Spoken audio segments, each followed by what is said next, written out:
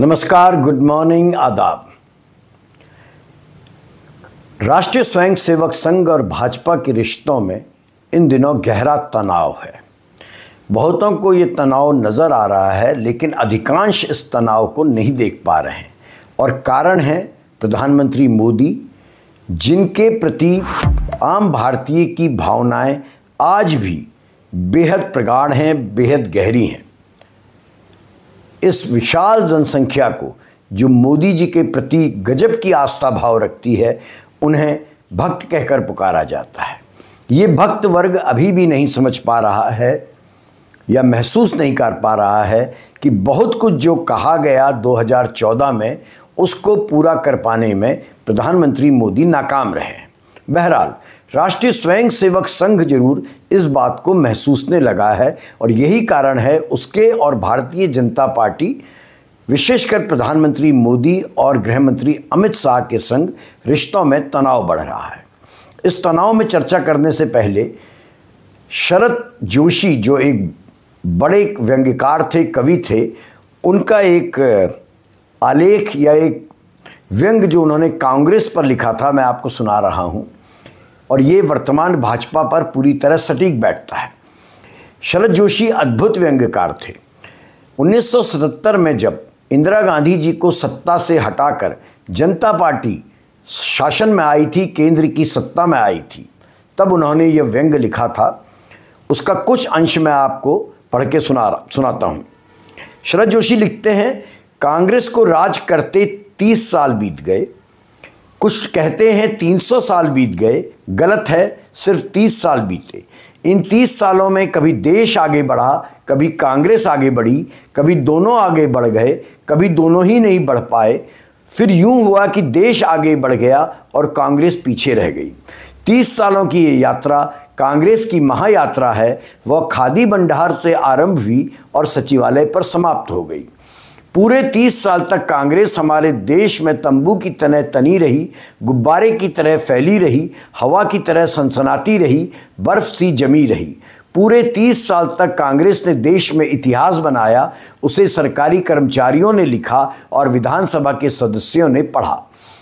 पोस्टरों, किताबों, सिनेमा की स्लाइडों, गरज यह कि देश के जर्रे जर्रे पर कांग्रेस का नाम लिखा रहा। रेडियो, टीवी, डॉक्यूमेंट्री, सरकारी बैठकों और सम्मेलनों में गरज यह कि 10 दिशाओं में एक ही गूंज थी और वह कांग्रेस की थी। कांग्रेस हमारी आदत बन गई, कभी न छूटने वाली बुरी आदत। हम सब यहाँ वहाँ से दिल, दिमाग और तौंत से कांग्रेसी होने लगे। इन 30 सालों में हर भारतवासी के अंदर कांग्रेस गैस्ट्रिक ट्रबल की तरह समा गई। अब आप इस कथन को भाजपा के साथ जोड़ के देखिए। 2014 के बाद वर्चुअली यही स्थिति है कि पूरे देश में बीजेपी, भारतीय जनता पार्टी, और भारतीय जनता पार्टी में भी विशेषकर प्रधानमंत्री नरेंद्र मोदी जी गैस्ट्रिक ट्रबल की तरह आम आदमी के भीतर समा गए हैं। इस समाने का एक बड़ा नुकसान हुआ है व्यक्ति पूजा। प्रधानमंत्री की वर्चुअली इस देश में पूजा की जाती है, उनके द्वारा, जिनको एक बड़ा वर्ग, बुद्धिजीवियों का वर्ग, अंधभक्त कहकर पुकारता है। राष्ट्रीय स्वयंसेवक संघ लेकिन इस खतरे को समझ रहा है। उसको समझ में आने लगा है कि व्यक्ति पूजा कितनी घातक हो सकती है और यही कारण है कि भारतीय जनता पार्टी इस समय अपना नया अध्यक्ष तक नहीं चुन पा रही है, क्योंकि संघ अड़ गया है। 6 अप्रैल 1980 को भारतीय जनता पार्टी का जन्म हुआ था। जनसंघ को भंग किया गया था और भारतीय जनता पार्टी राष्ट्रीय स्वयंसेवक संघ के राजनीतिक संगठन के रूप में जन्मी थी।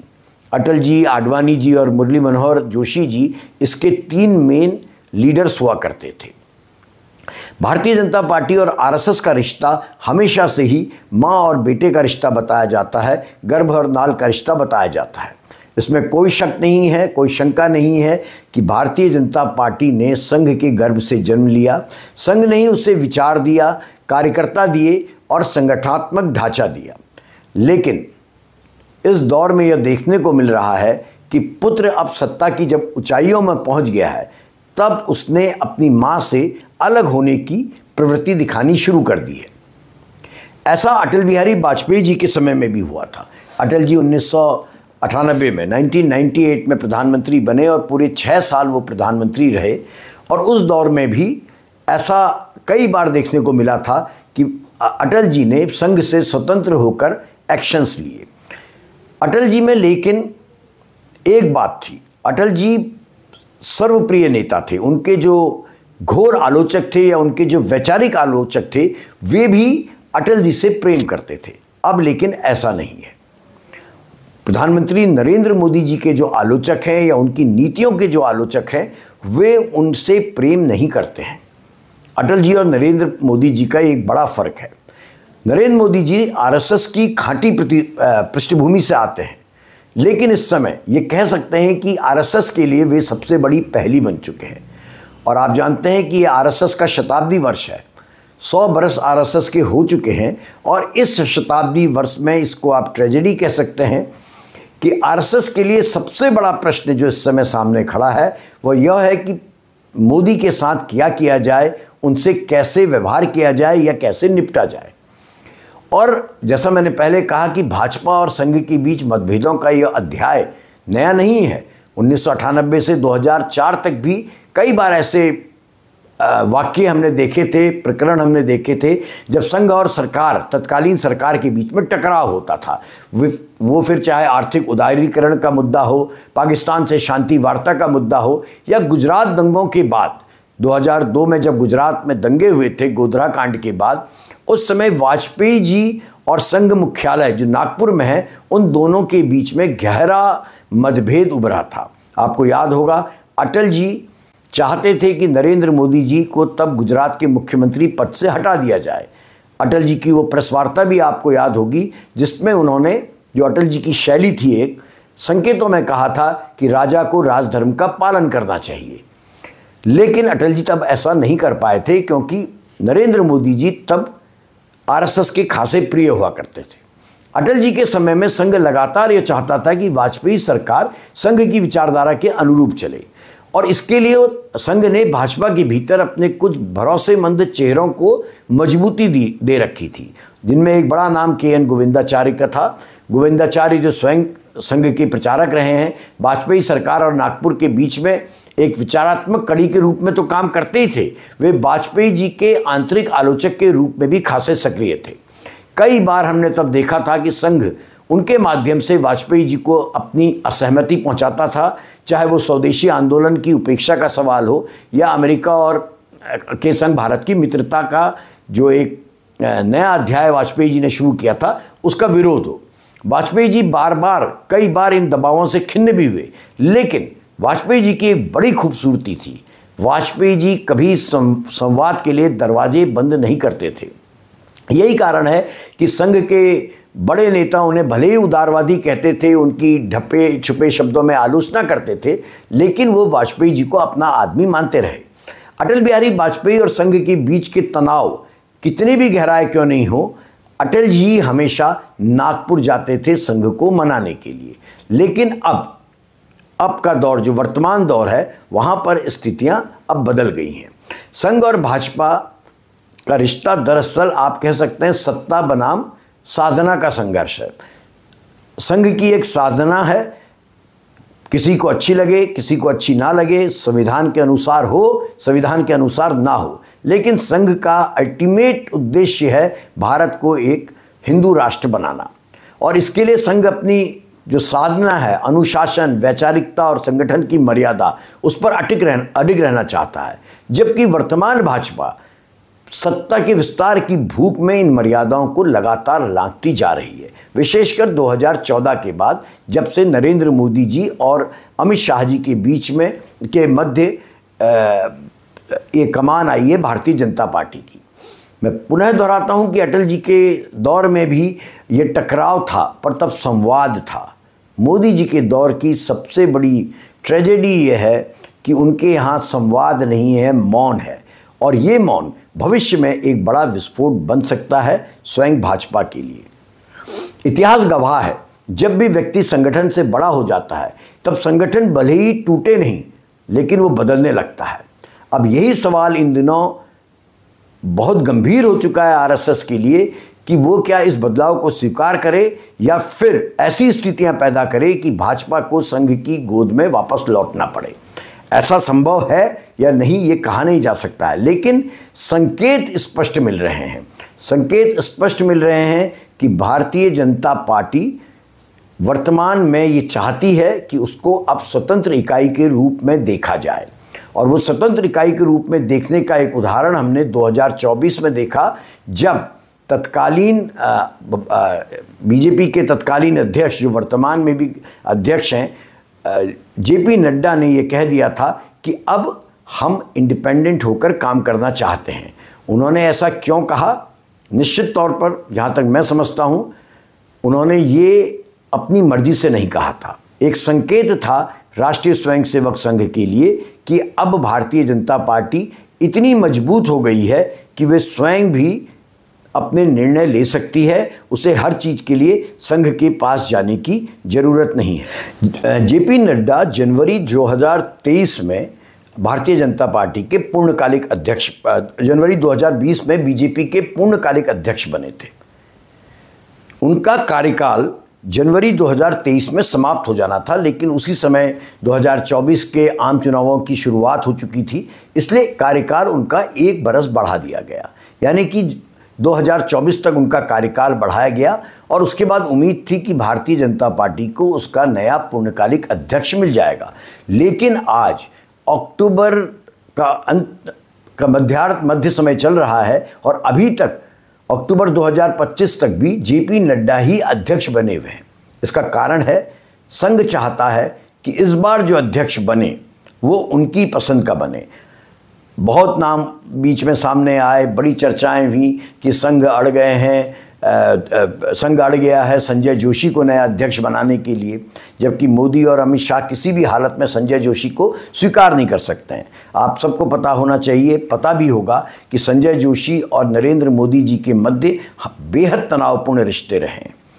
लेकिन कुछ ना कुछ ऐसा जरूर है जो भले ही ना संघ स्वीकार रहा है, ना बीजेपी का शीर्ष नेतृत्व स्वीकार रहा है, पार्टी का अध्यक्ष इसी कारण नहीं बन पा रहा है क्योंकि संघ अड़ चुका है कि इस बार जो अध्यक्ष बनेगा वो संघ की विचारधारा का होना चाहिए, संघ के विचारों से सहमति रखने वाला होना चाहिए और पूरी तरह नरेंद्र मोदी परस्त नहीं होना चाहिए। संघ की, जैसा मैंने आपसे पहले कहा, संघ की कार्यशैली में अनुशासन, सामूहिक निर्णय और आत्मसंयम को सर्वोच्च मूल्य माना जाता है। लेकिन प्रधानमंत्री मोदी की राजनीति में इन चीज़ों का कोई महत्व नहीं है। प्रधानमंत्री ने अपनी छवि को एक राष्ट्रीय नेता के तौर पर पहले गढ़ी और बाद में उनकी इच्छा अंतर्राष्ट्रीय स्तर पर अपनी छवि को गढ़ने की हुई। उसमें वो कितने सफल हुए हैं, कितना नहीं हुए हैं, ये एक अलग विषय है। लेकिन संघ इसको अपने अस्तित्व के लिए और भारतीय जनता पार्टी के अस्तित्व के लिए खतरा मानता है। संघ का मानना है, संघ के पुराने प्रचारक कहते हैं कि राष्ट्रीय स्वयंसेवक संघ कभी किसी व्यक्ति के पीछे नहीं चलता है, वह विचार के पीछे चलता है। लेकिन जब यह विचार और व्यक्ति में टकराव हो जाए तब प्रश्न उठता है कि संगठन या संघ अब करे तो क्या करे। और आरएसएस की यही सबसे बड़ी दुविधा है, जिस दुविधा से इस समय वो जूझ रहा है।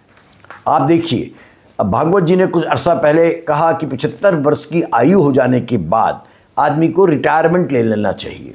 और फिर बड़ी चर्चाएं शुरू हो गई कि क्या 17 सितंबर जब प्रधानमंत्री जी 75 वर्ष के हो जाएंगे उसके बाद उनको हटा दिया जाएगा या वो स्वयं रिटायर हो जाएंगे। चर्चा ये भी हुई कि 12 सितंबर को भागवत जी 75 वर्ष के होने जा रहे हैं, क्या वो एक एग्जाम्पल सेट करेंगे और वो रिटायर हो जाएंगे। लेकिन ऐसा कुछ नहीं हुआ बड़ा आश्चर्यजनक कि भागवत जी ने एक तरीके से अपने पुराने बयान को वापस ले लिया और उन्होंने कहा कि व्यक्ति यदि चाहे और उसमें ऊर्जा बाकी हो तो वो 75 बरस के बाद भी काम कर सकता है। इसका क्या संकेत मिलता है? इसका एक बड़ा संकेत मिलता है कि अब सत्ता का केंद्र नागपुर नहीं रहा है। सत्ता का केंद्र अब कहा जा सकता है कि दिल्ली बन चुका है। और दिल्ली जब सत्ता का केंद्र बन गया है तो जो निर्णय होंगे वो दिल्ली के अनुसार होंगे। यही संघ के सामने एक बड़ा संकट है, एक बड़ा संकट आ खड़ा हुआ है। और संघ अपनी शक्ति का प्रदर्शन कैसे कर रहा है? संघ अपनी शक्ति का प्रदर्शन कर रहा है भारतीय जनता पार्टी को नया राष्ट्रीय अध्यक्ष न चुनने के जरिए, क्योंकि संघ अड़ा हुआ है कि इस बार अध्यक्ष जो चुना जाएगा उसमें संघ के शीर्ष नेतृत्व की सहमति होनी ही होगी। यह वैचारिक टकराव अब सामने आने लगा है, बड़ा खुलकर सामने आने लगा है। भारतीय जनता पार्टी या उसका नेतृत्व चाहे कई बातें इस विषय में कह रहा है कि अभी संगठन के चुनाव होने बाकी हैं, अब बाद में संगठन के सारे चुनाव भी करा लिए गए। जो बीजेपी का संविधान कहता है उस अनुसार अब पार्टी के पूरे देश में इतने प्रदेश अध्यक्ष हो गए हैं कि अब पूर्णकालिक राष्ट्रीय अध्यक्ष चुना जा सकता है, लेकिन ऐसा नहीं हो रहा है। ऐसा अब ये बड़ा रोचक विषय हो गया है कि और आने वाले समय में इसका भी फैसला हो जाएगा कि क्या भारतीय जनता पार्टी वापस संघ की शरण में जाएगी या वो पूरी तरह नरेंद्र मोदी जी के नेतृत्व में अपनी राह तलाशेगी। और इसका फैसला कौन करेगा? इसका फैसला करेगा बिहार के चुनावों का नतीजा। यदि बिहार के चुनाव में बीजेपी अपने दम पर या एनडीए गठबंधन अपने दम पर सत्ता बना पाने में सफल होता है तो ये तय है कि भारतीय जनता पार्टी का नया अध्यक्ष प्रधानमंत्री मोदी जी की पसंद का होगा।